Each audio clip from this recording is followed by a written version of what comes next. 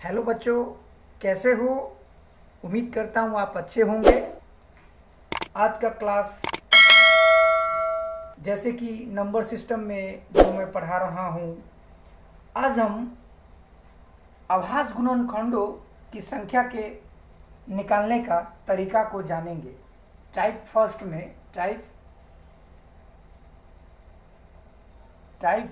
में जैसे कि अभाज्य गुणनखंडों की संख्या को कैसे निकाले। अभाज्य गुणनखंडों की संख्या को कैसे निकाले। एज पर एग्जाम्पल में आप देख लीजिए, 12 के कुल कितने अभाज्य गुणनखंड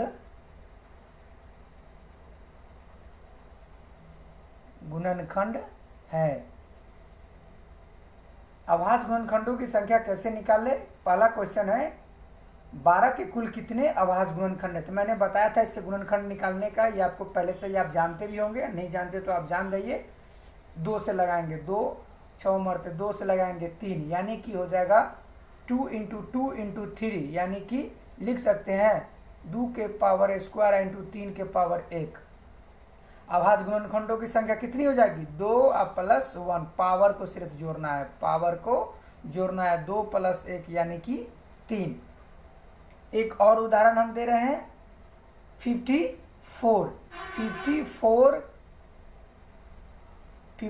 का कितना हो जाएगा। तो 54 का हम फिर वैसा ही निकालेंगे, 2 से लगाएंगे तो 27, 3 से लगाएगा 9 और 3 से लगाएगा 3 तिहाई 9, यानी कि 2 पर पावर 1 इंटू 3 पर कितना हो जाएगा, 3 इंटू 3 इंटू 3, 3 बार, यानी कि 2 पर पावर 1 इंटू 3 पर पावर क्यू, यानी कि पावर को जोड़ेंगे तो कितना हो जाएगा, 1 प्लस 3 इक्वल टू 4।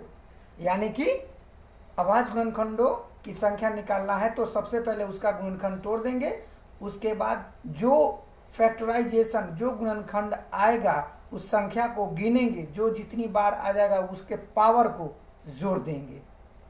अब हम चलते हैं एक इसमें और थोड़ा सा, जैसे ये 12 का कुल कितने अभाज्य गुणनखंड निकाले हैं, 54 का निकाले हैं, ये एक जैसा एक गुणनखंड है। अब हम दूसरे टाइप में बताते हैं, इसमें थोड़ा सा और मल्टीपल गुना है, तो टाइप 2 में बता रहा हूं।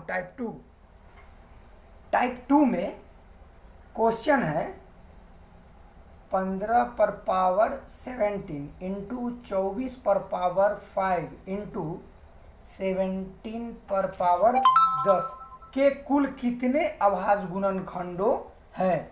के कुल कितने अभाज्य गुणनखंड है। तो इसे बनाने का एकदम शॉर्टकट तरीका, आप क्या करेंगे, 15 पर पावर 17 है, 24 पर पावर 5 है और 17 पर पावर 10 है। तो इसका गुणनखंड तोड़ने के लिए आपके पास थोड़ी सी समस्या होगा, तो आप घबराइए नहीं, इसे हम शॉर्ट तरीके से निकालेंगे। सबसे पहले आप इस अंक को फैक्टर कर दीजिए, इस अंक को फैक्टर कर दीजिए और इस अंक को फैक्टर कर दीजिए। इसको लिख सकते हैं 3 इंटू 5, इसको लिख सकते हैं, क्या लिख सकते हैं बताइए तो, 2 इंटू 2, 2 दूना 4 तिहाई, 2 दूना 4, 4 4 4 दूना 8 3 24, ठीक है। अब मेरे पास हो जाएगा 17, तो 1 इंटू 17, देख लिए फैक्टर टूट गया।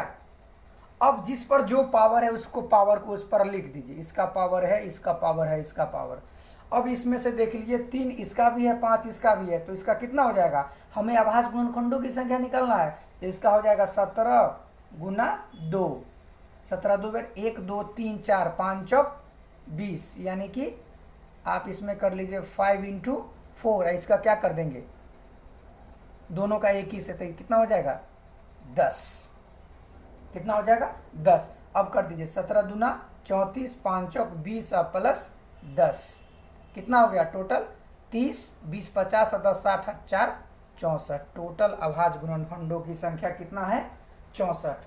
तो टाइप 1 और टाइप 2 थोड़ा सा डिफरेंट है, बट गुना करके ही अभाज्य गुणनखंडों की संख्या हम शॉर्ट में निकाल सकते हैं। अब हम चलते हैं टाइप नंबर 3 की ओर। चलिए दोस्तों, टाइप नंबर थ्री में क्वेश्चन जो एग्ज़ाम में हमेशा इस तरह से पूछे जाते हैं कि कितने संख्या के बीच में कितनी संख्या जो किस संख्या से कटती है उसकी संख्या क्या है। जैसे कि आप एग्जाम्पल में एक देखिए, 10 और 100 के बीच में कितनी संख्या है जो 3 से कटने वाली है। 10 और 100 के बीच में कितनी संख्या है जो 3 से कटने वाली है। घबराइए नहीं, एकदम इसे भी आप टाइप 3 क्वेश्चन है, टाइप नंबर 3, एकदम आप इसे आसान मतलब चुटकी में इसका आंसर दे सकते हैं। तो आप थोड़ा सा दिमाग लगाइए कि 10 और 100 के बीच में 3 से कटने वाला, तो 3 से कटने वाला तो इसका मतलब आप समझ जाइए कि 100 और 10, तो ये 100 है, 3 से कटने वाला तो 3 से यानी कि भागे ना होगा।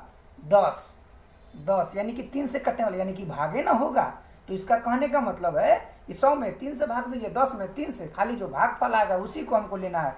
इसमें इसको भाग दीजिए, कटना मरते कटेगा। आप देख लीजिए, 30 तिहाई 90, 30 तिहाई 90 या 30 तिहाई यानी कि 33 मरते। इधर कितना हो जाएगा, 3 तिहाई 9 माइनस 3 यानी अंत, इसका कितना हो जाएगा आंसर यानी कि 30।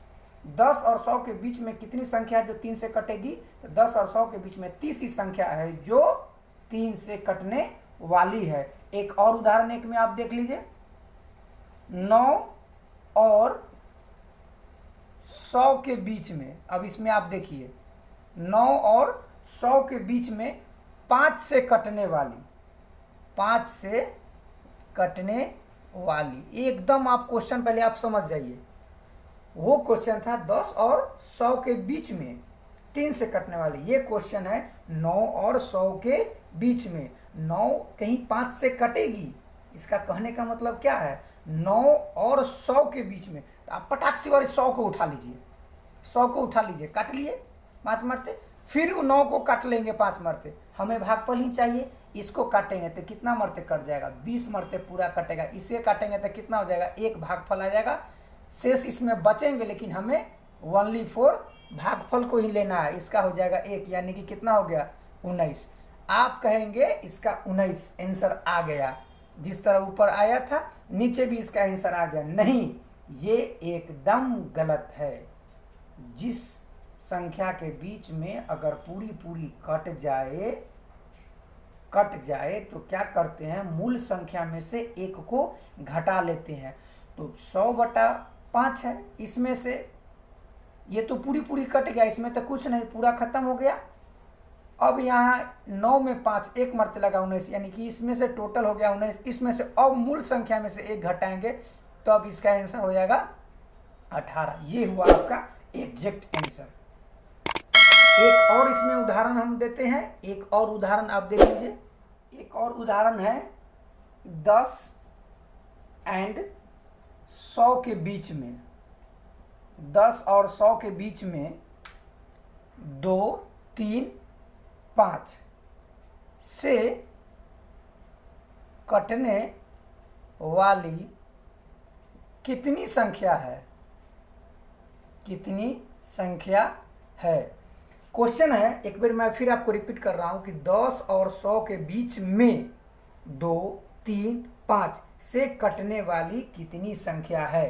तो और कुछ नहीं करना, एकदम प्यारे बच्चों, थोड़ा सा आप दिमाग लगाइए। जब इस तरह का प्रश्न आए, अगर 2 से कटे, 3 से कटे, 5 से कटे, वैसी संख्या जो इतना के बीच में हो, तो सबसे पहले ये सब जो संख्या है 2, 3 और 5 सबका क्या कर लेंगे, एलसीएम निकाल लेंगे। 5 तिया 15 दूना 30। एकदम आप देखेंगे प्यारे बच्चों, मैं आशा कर रहा हूं कि आप समझ रहे होंगे। ये आभास गुणनखंड आप हमेशा के लिए अपने दिलो दिमाग में उतार सकते हैं। नंबर सिस्टम में ऐसा प्रश्न आपको कभी नहीं फंसेगा, लाइफ में कभी भी नहीं। किसी भी एग्जाम में आप देखते इसका आंसर लगा सकते हैं। इसका एलसीएम हो गया 30। अब हमारे पास संख्या है 10 और 100 के बीच में, मैंने बताया था एक और उदाहरण देके। इसमें हमको 30 से लगाना है और 10 दफा लगाना है 30। अब आप इसमें देखिए, कुछ नहीं करना है, कुछ नहीं करना है। 30 तिहाई 90, इससे ही कटेगा, यानी कि समझिए कि इसका मतलब शून्य आ गया। तो 3 और माइनस शून्य इक्वल टू कितना हो गया? 3।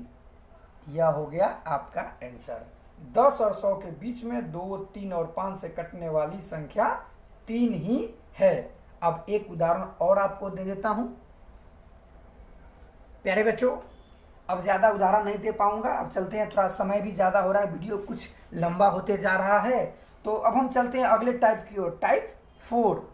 टाइप 4 में है, टाइप 4 में हम कुछ इस तरह का है कि शून्यों की संख्या, वो तो आवाज गुणन था, अब है आपके पास शून्यों की संख्या। शून्यों की संख्या कैसे निकाले? शून्यों की संख्या कैसे निकाले?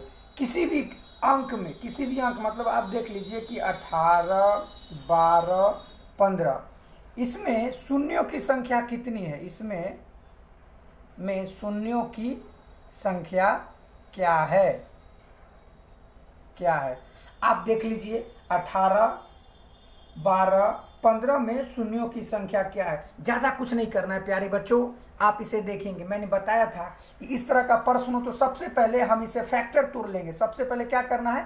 फैक्टर तोड़ लेना है। 18 का था 2 तिहाई 6 3 18, बिल्कुल हो गया। 12 है तो 2 दूना 4 तिहाई 12, 15 है तो 3 × 5, 15 हो गया। अब इसमें आपको कुछ नहीं करना है प्यारे बच्चों, मेरा एक बात ध्यान में कर लीजिए। इस तरह का प्रश्न हो, जब शून्यों की संख्या निकालना है तो मेरा सा एक बात नोट में आप अपने माइंड में इसको डाल लीजिए और रख लीजिए। जब शून्यों की संख्या निकालना हो तो 2 और 5 का जोड़ा हो तो 2 और 5 का जोड़ा हो तो शून्य की संख्या 1 होगा।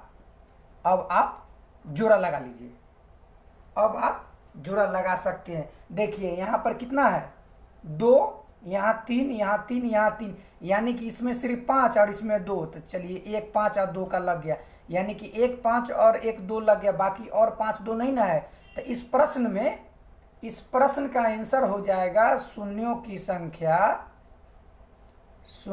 संख्या कितना हो जाएगा? 1। प्यारे बच्चों, मैं आशा करता हूं कि आप समझ रहे होंगे, ताकि फिर हमें कोई दिक्कत ना हो। अगर आपको कोई प्रॉब्लम हो तो आप कमेंट में लिख के बता सकते हैं कि सर इस प्रश्न को आप दूसरे ढंग से या इस तरह का करके आप हमें बता सकते हैं, तो मैं बताऊंगा। प्यारे बच्चों, आप इसे देखें। एक और इसमें उदाहरण मैं और देता हूं, आप इसे देखेंगे। चलिए एक और उदाहरण इसमें देखिए।